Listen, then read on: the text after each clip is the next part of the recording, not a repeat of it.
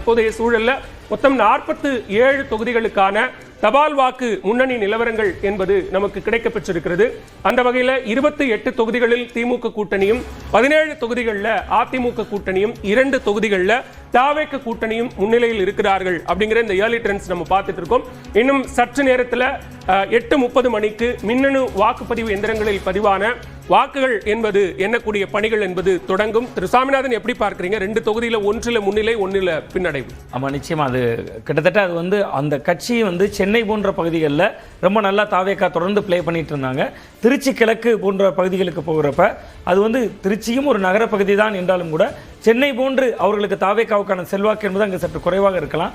இன்னொன்று, அந்த திருச்சி கிழக்கில் இப்போ நான் குறிப்பிட்டதை போல பெரும்பாலும் அரசு ஊழியர்கள், மாற்றுத்திறனாளிகள், முதியோர்கள் போட்டிருக்கக்கூடிய வாக்குகள் தான். ஸோ இதில் வரக்கூடிய பின்னடைவு என்பது பொதுவாக தபால் வாக்குகள் என்பது கடந்த கால தேர்தல் அனுபவங்கள்லேருந்து திமுகவுக்கு கொஞ்சம் சாதகமான வாக்குகளாக தான் தபால் வாக்குகள் இருக்கும்.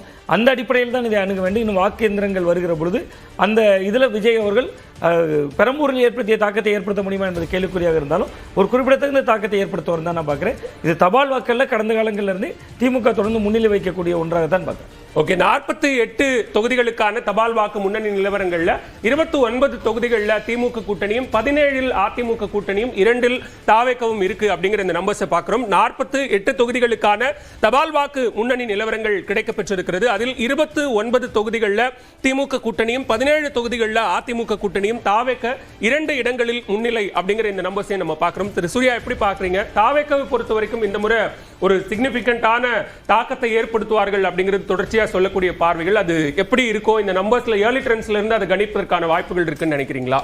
அது ஆரம்பிச்சதுலேருந்து 2 இடங்கள் தான் முன்னிலையில் இருக்காங்க. இன்னொன்று எதுன்னு தெரியல. ஒன்று பெரம்பூர்.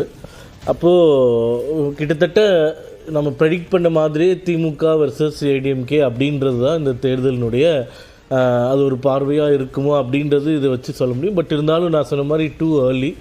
அதே மாதிரி பெங்காலில் எனக்கு தெரிஞ்சு மின்னணு வாக்குப்பதிவு வாக்குகள் தான் இப்போ எண்ணுறாங்க. கடைசி ரவுண்டில் தான் அவர்களுக்கு தபால் வாக்குப்பதிவு எண்ணப்படும் அப்படின்ற ஒரு கருத்தையும் சொல்லியிருக்காங்க. அங்கே முன்னிலையில் இருக்கிறது பார்க்குறோம். ஸோ தமிழகத்தை பொறுத்த வரைக்கும் டிஎம்கே கூட்டணி வர்சஸ் ஏடிஎம்கே கூட்டணி அப்படின்றது ரீட்டைன் ஆகுமா அப்படின்றது தபால் வாக்குகளை வைத்து சொல்ல முடியாது என்றாலும் அதற்கான வாய்ப்புகளும் இருக்குமோ அப்படின்னு யோசிக்க வைக்கிற மாதிரி இருக்குது. அதே மாதிரி எதிர்பார்த்த மாதிரி தலைவர்கள் எல்லாருமே 3 தலைவர்களுமே, திரு ஸ்டாலின் அவர்களும், திரு எடப்பாடி பழனிசாமி அவர்களும், அடுத்தது விஜய், இவங்க எல்லாருமே அவங்கவுங்க தொகுதியில் லீட் பண்ணுறது ஒரு பெருசாக ஒரு அலை யாருக்கு ஃபேவராகவோ அகெயின்ஸ்டாவோ இல்லையோ அப்படின்றதையும் நம்மளுக்கு யோசிக்க வைக்கிறது. இதுதான் ஏர்லி ட்ரெண்ட்ஸில் நம்ம பார்க்குறது. இன்னும் கொஞ்சம் நேரத்தில் கண்டிப்பாக மாற்றம் தெரியும் நினைக்கிறேன்.